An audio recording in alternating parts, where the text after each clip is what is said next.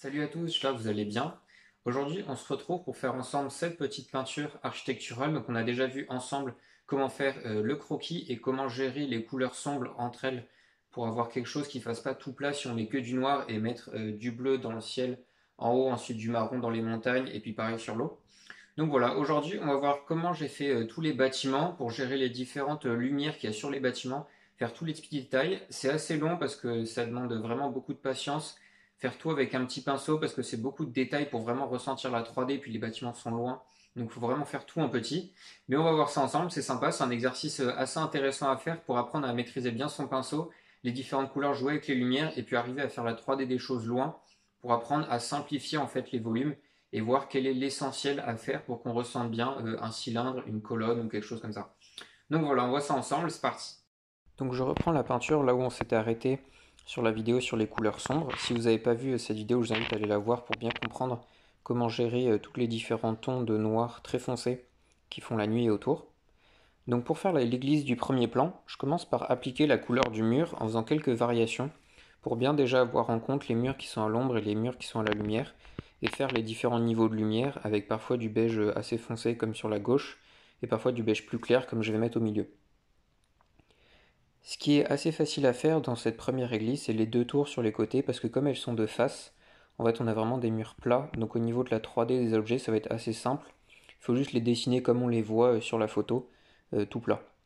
Alors qu'au milieu il y a un cylindre, donc là les objets vont s'enrouler autour de ce cylindre et ça va être plus compliqué à faire, notamment pour les fenêtres.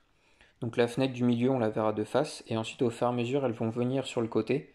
Donc on verra le mur intérieur de la fenêtre et donc on verra plus forcément l'intérieur. Maintenant que le mur est fait, il va falloir remplir les différents espaces blancs que j'ai laissés. Donc il y a les portes en bas que je suis en train de faire avec un marron très foncé. Et ensuite les différentes fenêtres avec parfois des petites pierres qui vont venir à l'intérieur faire des meneaux qui sont sculptés et parfois rien du tout. Donc les 6 fenêtres du bas de chaque tour sont complètement noires, assez foncées. En fait on voit l'intérieur de l'église qui n'est pas éclairé. Donc elles sont très foncées par rapport au mur qui lui est éclairé. Il faut bien faire attention parce que les fenêtres du bas sont d'un style roman, du coup elles sont rondes en haut, alors que celles d'au-dessus sont un style gothique, donc elles sont pointues. Et ensuite, les deux plus grandes fenêtres tout en haut, il y a des meneaux sculptés que je suis en train de faire en beige. Et ensuite, je vais rajouter la peinture noire au milieu. Ici, j'adopte la stratégie de faire tout en détail, c'est-à-dire mettre la couleur au bon endroit directement. J'aurais pu faire toute la fenêtre en noir et ensuite venir avec du beige par-dessus. Pour ça, il aurait fallu que je fasse une couleur noire très brossée sur le papier, sans épaisseur, pour pouvoir venir avec du beige par-dessus sans qu'il se mélange avec le noir. J'ai parlé de cette technique et puis d'une autre qui permet de faire des peintures à la prima plus facilement dans une autre vidéo si jamais ça vous intéresse. Donc je continue de faire les fenêtres sur l'autre tour. C'est assez compliqué de faire quelque chose de parfaitement symétrique entre les deux fenêtres de chaque tour, puis entre les deux tours. Mais pour que ça se voit moins en fait de loin, il vaut mieux faire quelque chose de symétrique entre les deux fenêtres qui sont côte à côte, et moins faire symétrique entre les deux tours, ça c'est pas très grave. Mais donc j'essaye de vraiment faire symétrique entre les deux fenêtres, d'avoir les mêmes espaces noirs, les mêmes espaces beige. Et si parfois le dessin n'était pas idéal au début avec le beige du mur que j'ai mis tout au début, je laisse des trous blancs et puis je viendrai compléter après pour corriger.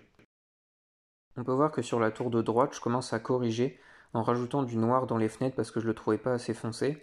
Et puis après, je vais rajouter du beige autour pour refaire les meneaux correctement, puis la forme des fenêtres d'en dessous. En fait, là, j'utilise les techniques dont j'ai parlé dans ma vidéo sur les techniques de peinture à la prima, où je corrige au fur et à mesure successivement tout ce que je fais pour arriver à un beau résultat. Et pour ça, je mets des paquets de peinture de plus en plus épais pour pas qu'ils se mélangent entre eux et que ça fonctionne correctement. Je passe à la partie centrale du bâtiment qui est ronde. Donc je fais les fenêtres d'en bas qui sont toutes noires parce qu'on voit l'intérieur de l'église. Je fais pas celle du milieu parce qu'il y aura l'arbre qui sera par-dessus, donc je m'embête pas à les faire. Pour les fenêtres d'en haut qui ont une forme complexe, ça va être un dégradé de lumière à l'intérieur, donc c'est très compliqué à faire. Je vais adopter une autre stratégie que pour celle des tours, c'est-à-dire que je commence par faire l'intérieur des fenêtres et après je ferai les meneaux en beige par-dessus en complétant le contour s'il y a besoin. Donc je commence par faire le dégradé de lumière parce qu'il y a un gros spot de lumière centrale sur les deux petites fenêtres du milieu. Et ensuite avec le beige, je viens faire le tour, les différents poteaux.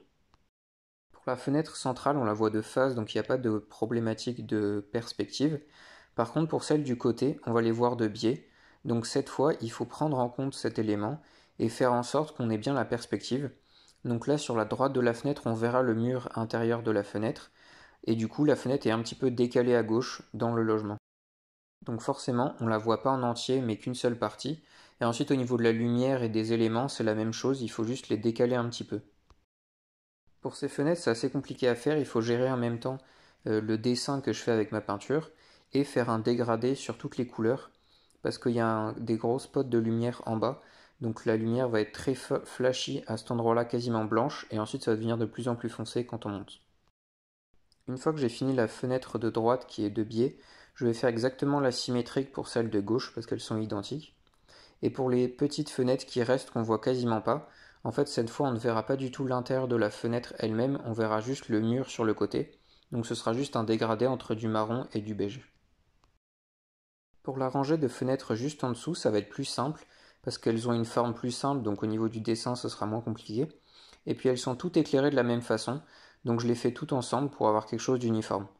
Donc je commence par faire le remplissage en beige intérieur, et ensuite avec une couleur marron foncé, je viens faire les ombrages, donc d'abord l'ombrage du mur sur la fenêtre tout en bas, et ensuite sur les poteaux, puis en haut. Donc en fait ça fait quasiment tout le tour de la fenêtre.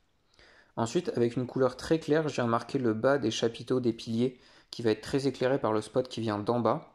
Et ensuite, avec une couleur foncée, je viens faire un trait juste au-dessus de cette couleur claire parce que le chapiteau va faire une ombre sur le pilier juste au-dessus.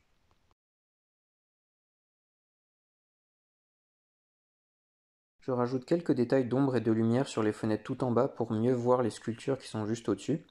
Et ensuite, je vais retravailler la lumière sur les murs, c'est-à-dire qu'il y a un spot lumineux qui arrive d'en bas à droite et on ne le ressent pas bien sur ma peinture parce que j'ai fait le mur uniforme au début.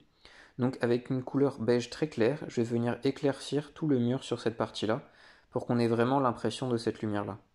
Je le fais de la même façon sur la partie gauche mais un petit peu moins fort parce que le spot est moins visible. En même temps, je retravaille la lumière sur le mur du fond qui est éclairé par trois spots, donc un à chaque coin en bas et puis un au milieu, ça c'est ce que je vois à peu près sur la photo. Donc je vais faire un dégradé de blanc depuis le point du spot jusqu'en haut du mur où je laisse le beige que j'avais mis à l'origine. Je continue de travailler les détails des piliers sur la façade de l'église. Donc c'est des carrés qui sont tout droits et puis qui s'enroulent autour du cylindre. Donc on voit les côtés pour certains et pas pour d'autres. Et puis il y a la lumière qui vient frapper dessus. Donc ça fait pas mal de contraste assez intéressant à faire. Ensuite, tout en haut, il y a la balustrade qui vient s'enrouler autour de l'église. Donc je commence par faire deux traits très sombres parce que cette balustrade va être en contre-jour par rapport aux spots qui sont derrière. Deux traits qui sont le plus parallèles possible. Et ensuite à l'intérieur je vais en faire un petit motif, c'est pas exactement celui de la photo parce qu'il est trop fin à faire avec mon pinceau, mais je fais un petit motif qui donne la même impression avec des trous de lumière et des poteaux entre. À ce stade je me pose la question encore une fois de la lumière sur le mur, et je trouve que le haut est trop clair, on ressent pas assez que le spot est en bas et puis que ça fait un dégradé vers le haut. Donc je prends une couleur beige foncé en rajoutant du bleu et du marron dedans, et je viens la rajouter en haut et faire un dégradé vers le bas. Ensuite, je termine de m'occuper du haut de l'église en faisant les piliers qui dépassent vers le haut. Et ensuite, en peignant le fronton. Donc là, pareil, je commence par faire la ligne sombre qui est en fait un petit décroché sur le mur qui va faire une ombre derrière lui. Et ensuite, en faisant les trous dans les sculptures qui sont tout en haut, les petits pics. Pour terminer cet endroit de ma peinture, je fais l'arbre qui est au premier plan juste devant l'église. Donc lui, je vais le faire complètement noir pour le contre-jour, pour qu'on ait une bonne impression pour la lumière et que ça fasse ressortir encore plus l'église qui est derrière. Donc il y a un buisson sur la gauche et puis le grand arbre qui est juste devant en plein milieu. Je fais des petites feuilles, je fais attention à laisser des trous dans l'arbre pour qu'on voit bien la lumière qui est derrière et que ça fasse vraiment l'impression d'une boule touffue avec des petits trous dedans à cause du feuillage et pas quelque chose de complètement opaque qui rendrait le tout un petit peu plat. J'avais oublié de mettre du noir dans les fenêtres des espèces de petits ponts qui relient les tours à l'église, donc je les complète parce qu'en fait on voit la colline qui est juste derrière. Ensuite je m'occupe de terminer les deux tours, donc en ajoutant différents détails architecturaux. Tout d'abord il y a un décroché sur la droite et la gauche des tours qui va faire une ombre d'un côté et de la lumière de l'autre. Et ensuite il y a différentes lignes qui sont en fait pareil des petites sculptures qui vont faire une ombre à cause des spots qui viennent du bas. Je fais les différentes lignes en faisant une partie foncée au-dessus des lignes parce que c'est la partie qui fait de l'ombre sur le mur et puis parfois de la lumière en dessous parce que le spot vient frapper dessus directement.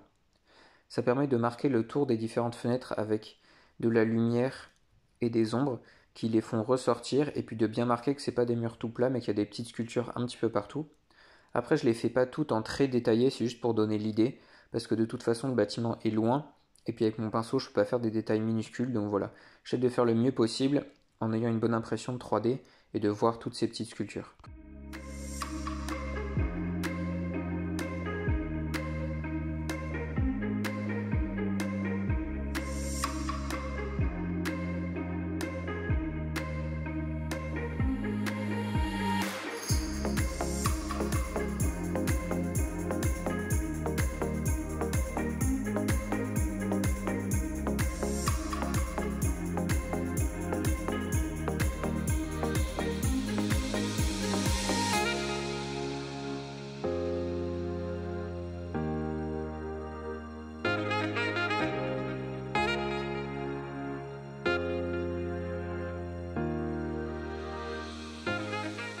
Tant que j'ai toutes les couleurs de l'église sur ma palette, je vais en profiter pour faire son reflet sur l'eau.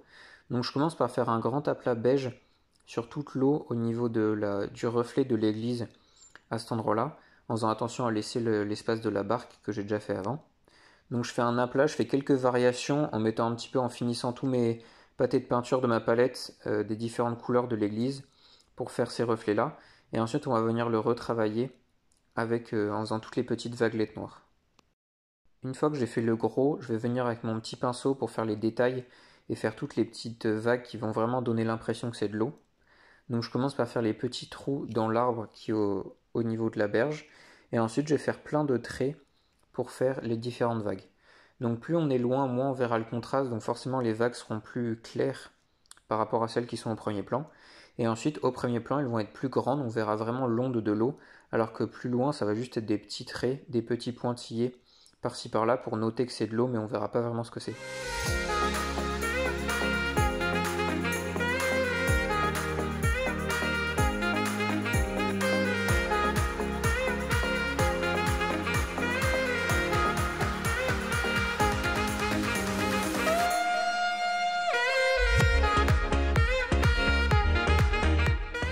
Le dernier élément de la peinture, ça va être Fourvière qui est au dernier plan, la grande église tout en haut de la colline qui est plus jaune que celle du premier plan. Donc comme on est plus loin, je vais pas pouvoir faire les détails tous en même temps sur le mur. Donc cette fois, je vais adopter une autre stratégie que pour celle du premier plan. Là, cette fois, je vais peindre tous les murs uniformément comme s'il n'y avait pas de fenêtres et pas de détails, en mettant la bonne couleur du mur, en essayant de bien prendre en compte les différentes lumières et les différentes couleurs. Et ensuite, par-dessus, je vais ajouter les détails en foncé ou en clair pour faire les différentes fenêtres. Donc pour que cela fonctionne, il faut que la première couche de peinture, donc qui représente les murs, soit assez sèche, bien brossée sur la toile, pour qu'après, avec des gros pâtés plus épais, je puisse venir rajouter les différentes fenêtres. Donc en essayant d'avoir les couleurs les plus proches de ma référence photo, je vais remplir les différents murs, en faisant bien attention à redessiner les contours des différentes tours et des bâtiments sur la nuit très sombre qui est derrière pour avoir une bonne impression de 3D, en faisant le haut des tours rondes qui va être courbé vers le haut puisqu'on est plus bas, et les tours carrées qui vont bien être carrées. Je fais bien attention à prendre en compte la lumière avec les gros spots lumineux qui éclairent très fort le bâtiment central le plus gros, et puis après les différentes tours avec parfois un dégradé du clair d'un côté jusqu'au foncé de l'autre, parce que c'est cylindrique donc c'est éclairé que d'un seul côté, et puis d'autres bâtiments qui sont plus foncés, comme celui qui est tout à gauche. Une fois que j'ai fini de faire les murs, je vais venir faire tous les petits détails qui sont par-dessus, donc les différentes fenêtres, les décrochements et les sculptures qui vont faire des ombres ou des lumières à différents endroits, les statues et puis les pics qui sont tout en haut avec les différentes croix. Donc pour ça, je vais faire de la peinture plus épaisse qui pourra venir par-dessus la peinture beige sans se mélanger. Et avec mon petit pinceau, je fais les différents détails, en faisant attention à ne pas avoir une peinture trop foncée non plus, pas toute noire, parce qu'en fait elle ne l'est pas, sinon ça ferait trop de contraste par rapport aux couleurs très claires des différents murs. Donc je fais attention à faire un gris foncé ou un marron foncé, mais jamais du noir vraiment. Pour le bâtiment qui est tout à gauche, j'ai fait quelques petites fenêtres, j'arrive pas à faire tous les détails parce que c'est trop petit, mais vu de loin on a une bonne impression avec différentes fenêtres et puis des lucarnes qui sortent du toit. Et ensuite pour le reste des bâtiments, je fais quelques détails, je fais attention à faire des sculptures un petit peu partout, en gris clair, pour pas avoir quelque chose de trop contrasté, mais quand même qu'on voit qu'il y ait quelque chose, pour pas avoir quelque chose de trop plat et qu'on ait bien des bâtiments qui soient tout ronds, en faisant différentes lignes bien arrondies vers le haut parce qu'on les voit de plus bas. Une fois que j'ai fini de faire tous les bâtiments, je vais venir avec du noir redessiner les arbres de la colline qui est juste en dessous, donc pour faire une petite frontière un petit peu plus travaillée avec le bâtiment, que ça fasse pas tout droit. Et ensuite, avec le même noir, je viens corriger un petit peu tout le bord des bâtiments que j'avais fait juste avant, donc l'église du premier plan, bien corriger tous les bords pour avoir quelque chose de net par rapport à derrière. De la même façon, je viens passer une seconde couche sur tout le ciel bleu marine parce que je trouvais qu'on voyait trop les coups de pinceau par endroit et que c'était un peu dérangeant. Et puis ensuite, je repasse un même coup sur l'eau pour avoir quelque chose de bien lisse et d'uniforme. Pour terminer, j'ajoute les derniers détails que j'avais pas encore fait.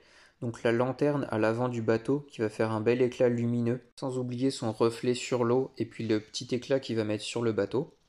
Et ensuite, je vais rajouter la rame ou alors le bâton de la personne à l'arrière du bateau, et puis le petit drapeau, l'étendard rouge foncé de la personne à l'avant. Pour tous ces petits éléments, je fais le reflet sur l'eau bien sûr avec la même couleur, mais je fais quelque chose d'assez flou parce que comme c'est des toutes petites choses, on verra juste quelques vaguelettes avec la même couleur, mais c'est tout. Voilà, j'espère que la vidéo vous aura plu, que ça vous aura intéressé de voir comment faire un bâtiment lointain et gérer les différents spots de lumière qui interagissent avec les couleurs de la pierre. On se retrouve bientôt pour faire d'autres peintures, j'espère en plein air si le temps le permet, ou d'autres choses, on verra sur le matériel ou d'autres choses intéressantes. N'hésitez pas à me dire en commentaire s'il y a quelque chose que vous voudriez que j'aborde en particulier sur un exercice de peinture, une technique, du matériel, voilà, ça m'intéresse de savoir. Portez-vous bien et puis à bientôt.